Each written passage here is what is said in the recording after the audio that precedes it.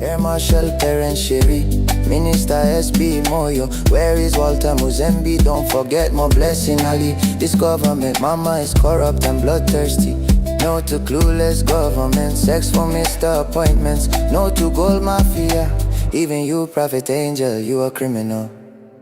Greetings, and more greetings to you, good people. My name is DJ Oli, and welcome to your favorite platform on YouTube, Manje. If it's your first time here, join the subscribe button and the notification bell so that you don't miss out on any exciting content uploaded. As kanonga wagara, uri mgarwe pano nturango kutenda nekutasa hine kurumza kupatara rent. Thank you very much for supporting Point 5 Creative Studios. Right, Manje ndine video randa sangana naro. Yeah, ma one. Zvekutodaro ndodati ndikuratidzei the video and then tozotaura zvizere, tozokurukura zvizere after taona video iri. Guys, nezuro ndakabatikana zuva rese ndikafeel like I've let my mother down for the first time in my history. I've never felt the way I felt yesterday. I felt so helpless. Nezuro, you know, being in that situation whereby you see your loved one in pain, but there's nothing that you can do about it. So let me tell you what happened in Inzwai. Inzwai mama wangu wakaenda kuchechi vachinokuenda mawindo. Ndobva vazoendaito vakumba. So ndito busy kusukana ndatofonerwa nevamwe mai vangu vaenda kuchechi muzukuru wavo. Mama vako vaita sei vachekwa ruoko and it's a deep cut. Ndikati right, it's okay. Sana zvinhu ndisina mota. Kati right, ndoita sezvikanzi rega timbotanga mhanya navo pa clinic. Saka friend yavo ndiyo yakabva yamhanya bva yanovatora nemota ndobva vaenda navo pa local clinic. Bva vasvika bva vabandage bva varifewa kuchi kuHarare hospital. Ndatofonera zvikanzi ariwo mama waita sei varifewa kuHarare hospital. Kati it's okay, regaita sei regai ndimhanya ndatomhanya ndabatana navo patenda tese kupi kuHarare hospital. Tasvika paHarare hospital, guys, you know, let me say this. Pamene mchifaita paya nevanhu vaya vane mari muchiti hey amuonere kuti Zimbabwe yaora chichichichika. Regai ndikudze kuti if you don't engage with government organizations, if you don't seek services from government hospitals, government schools, government organizations in general, you will never be able to fathom the depth of the dilapidation that has befallen our country. Saka munhu yekutaramba muchinesana naye muchiti hey Zimbabwe iri kurwadza ka munenge muchitopedza nguva, because kana asingambotori services from government organizations they don't know anything. So tasvika pachipatara, doctor wacho kuti auye azoone varwere achizovaudza kuti iwewe enda kuna specialist nhingi, enda kuna ortho, iwewe enda kuna physician, iwewe nonoona nhingi kuti azouye. She took time. Takangogara, I could see my mom vakadai woroko kudai apa riri guys. Ndobva doctor ndobva azouya. Auya arida kusevha rudhende rwevanhu. Akati sevhei, akangosevha ndifunga 3-4 people. Ndobva atoti ndakuenda ndiri kumhanyira kuemergency. Mama wangu asati wasevha ndiri kumhanyira kuemergency. Munhu 1 ada kusevha vanhu vese hobo akunzi akuenda aende kuemergency. And then ndobva aenda kuemergency kuya tasara takagara. Ndobva azodzoka. Pakazodzoka ndakatombomona atobuda pado akatora about 20 minutes achitaura nyaya nemanesi vachiseka chichipai kwakuzouya kwakuzoatenda kwakuzoti atenda. Ndobva tanzi ende munoona ortho. Andika doctor wemabhonzo amene ndizvo zvandikutaura, but iye anoona nezvemabhonzo. But aenda kunoona kunoonekwa nadoctor wacho wemabhonzo. Hama dzangu ndati we took a decade kuti azouye, kwete kuti anga akagara anenge ari mune mamwe ma-emergency rooms achisevha vamwe vanhu ochizopedza ozochiuya. Anditi takagara apa muri kutonhora apa nzara tagara paya kwakubva azouya kwakuzoti chiendai kupi, chiendai ku-x-ray. Taenda ku-x-ray room kwakwe ndakapinda namama wangu muroom macho munoitwa zve-x-ray. Mama wangu apedza kuitwa x-ray. Handiti isusu toziva kuti unoitwa print out yechi-x-ray so that kunoda kuzoshandisa for your medical records unokwanisa kuishandisa. Zvazva nemfesi aita x-ray ndokumbirawo foni yenyu. Tikati for what? Tikandoda kutora mapictures e-x-ray yamama wako pamonitor. Tikati kasamuchete zvemaprint outs zvikanzi hatina zvikwanisiro mother. Very sorry. Hatikwanisa kuita print out because hatisi kukwanisa, like we don't have the adequate resources. What? Ndeti kosaka munhu anenge asina foni munoita sei zvikanzi panenge pakatopa unotoita plan kuti kutsvage foni. Saka vanhu vachandonoitwa max-ray, make sure munoenda mune mafoni ane moto, because foni yako ikadzima zawa kuti wapinda pamahwana uri kana unosina foni unotora mapikicha zadhako. Ndatomupa foni yangu ndatora mapictures ewe. Kanzi ndiye munodzokera kuna dokta wewe mabhonzo. Angabatiki. Takagara tichagara kwari kuatenda kavamwe. Isusu handichinyiti edu angatopedza nesu. Tamumirira kwakuzochiuya zvino. Achizouya kwakuzoti alright ndaona mapepa enyu so ende munomira kukiu rekusonwa. Munoziva nezuro ndakabatikana ndikati Mwarika, I hope when my life is going to pull another stunt like this for me, I hope I'll be financially ready. Nokuti dai ndanga ndine mari guys, or if I could afford to take my mom to a private hospital, I would have done that, because nobody deserves to see their loved one in such a condition. Vakangobata rokuda apa zvinora kuchibleeda zvemashwashwa. But I couldn't do anything. I was so useless at that point of time. I was so, I don't know. Dova tamira pakiwe kusono but je rafu legandi nyebe. Let me talk about my personal experience and nditwa nezvevamwe. Chakanaka, they were very nice and they were very hospitable.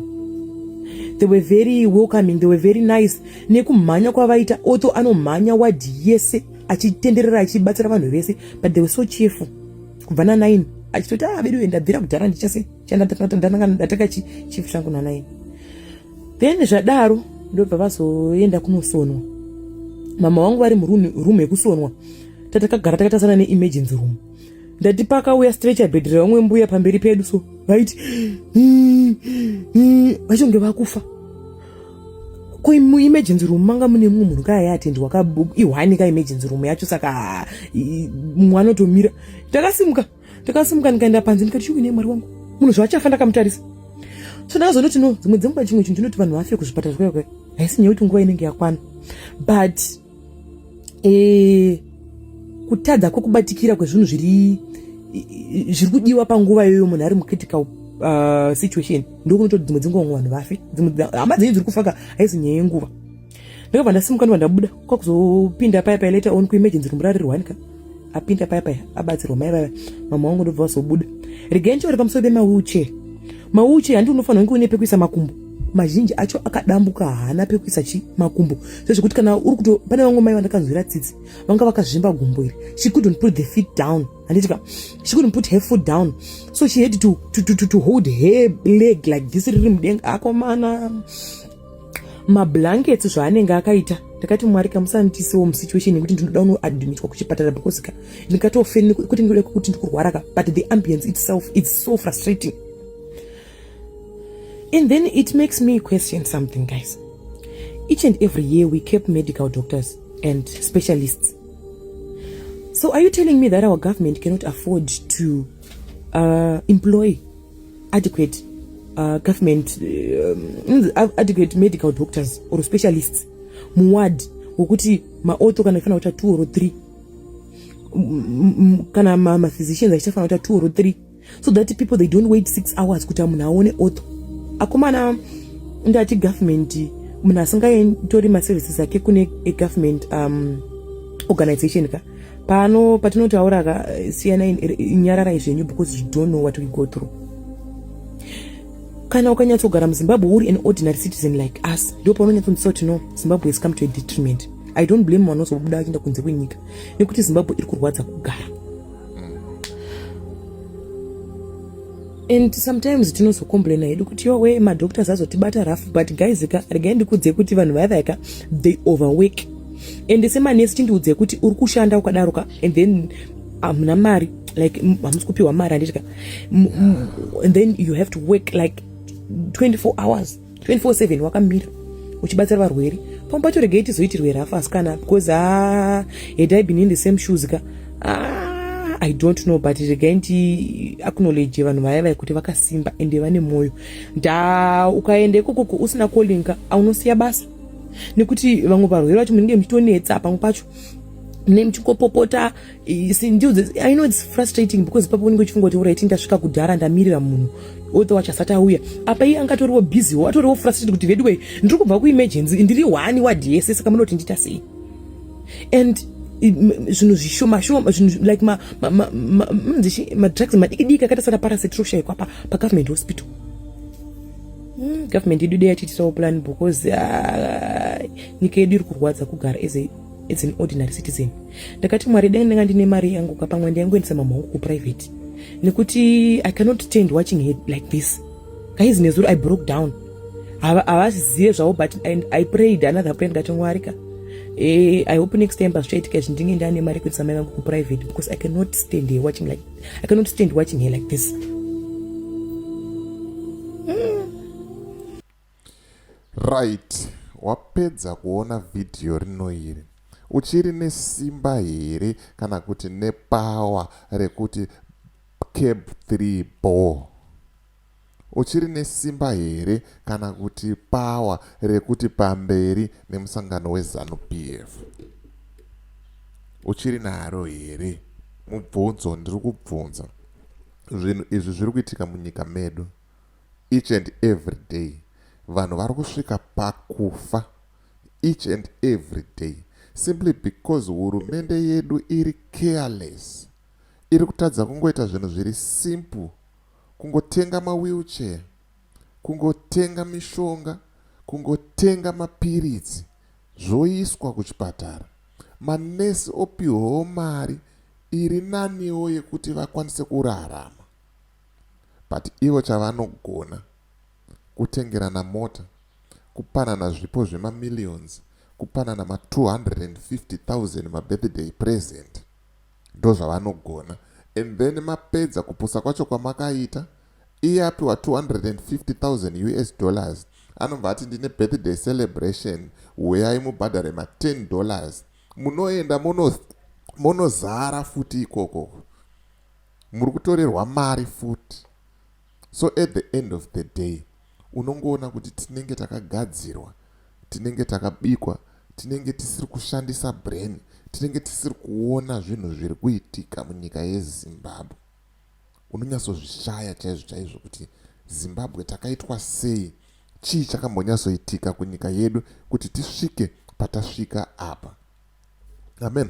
Kuti unoti chiyo nazvo, isa comment mucomment section, wotaura mafungiro ako, wotaura maonero ako. It's me DJ Wally and the rest of the crew behind the scenes. To Inzwai for now. Let's meet in the next video.